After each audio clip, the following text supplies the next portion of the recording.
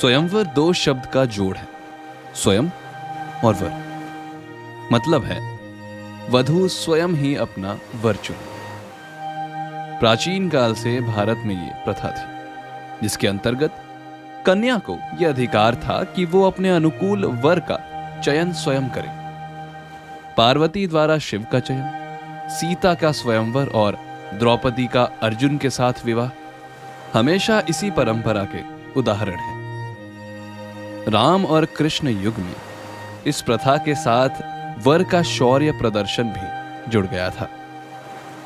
राम को जनक के दरबार में भगवान शंकर का धनुष उठाने पर सीता और अर्जुन को मछली की आंख बाण से भेदने पर ही द्रौपदी मिली। तो आइए जानते हैं कि सीता जी के स्वयंवर की कहानी क्या थी।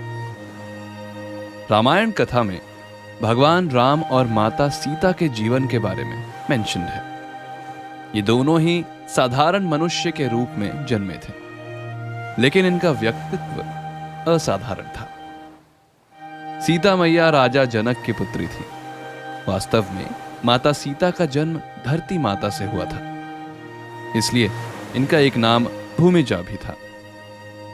सीता मैया का जीवन साधारण नहीं था।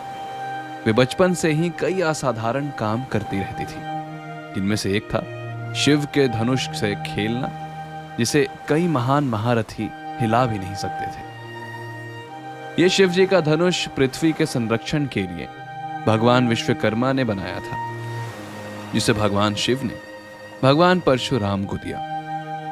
परशुराम जी इस धनुष से कई बार पृथ्वी की रक्षा किए और बाद में इसे राजा जनक के पूर्वज देवराज की सेफ्टी में रख दिया। यह दिव्य धनुष इतना ज्यादा भारी था कि इसे बड़े बड़े शक्तिशाली राजा हिला भी नहीं सकते थे, लेकिन नन्ही सी सीता इसे आसानी से उठा लिया करती थी।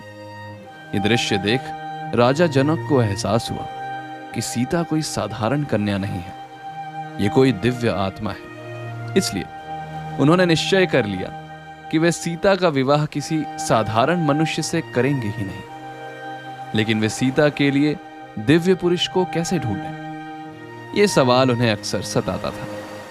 तब उन्हें ख्याल आया कि वे स्वयंवर का आयोजन करेंगे, जिसमें यह शर्त रखी जाएगी कि जो धनुर्धारी शिव के इस महान दिव्य धनुष पर अनुस की डोरी चढ़ाए, वो ही सीता के योग्य समझा जाएगा। शर्त के अनुसार सभी राज्यों के राजाओं को स्वयंवर का निमंत्रण दे दिया गया।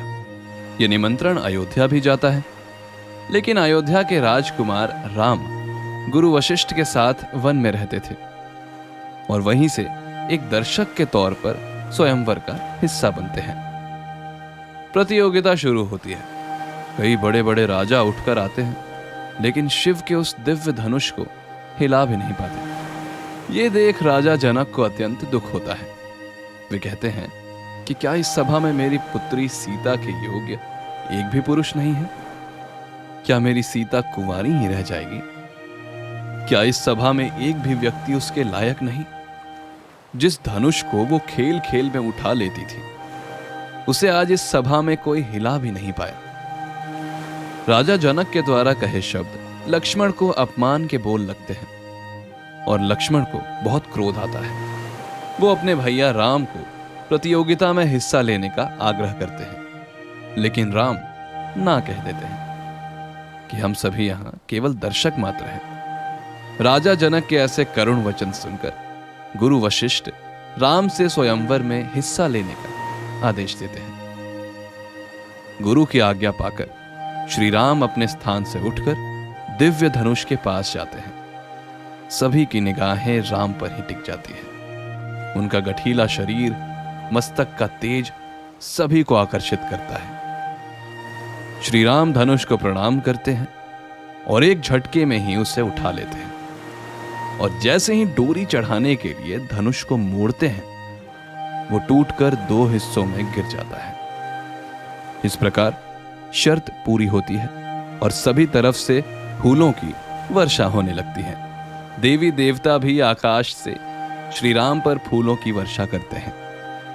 सीता जी श्री राम के गले में वरमाला डालकर उनका वरण करती हैं। लेकिन धनुष के टूटने का आभास जैसे ही भगवान परशुराम को होता है, वे क्रोध से भर जाते हैं और मिथिला की उस सभा में आ पहुंचते हैं। उनके क्रोध से धरती कांपने लगती है, लेकिन श्री राम भगवान परशुराम के चरण स्पर्श कर क्षमा मांगते हैं।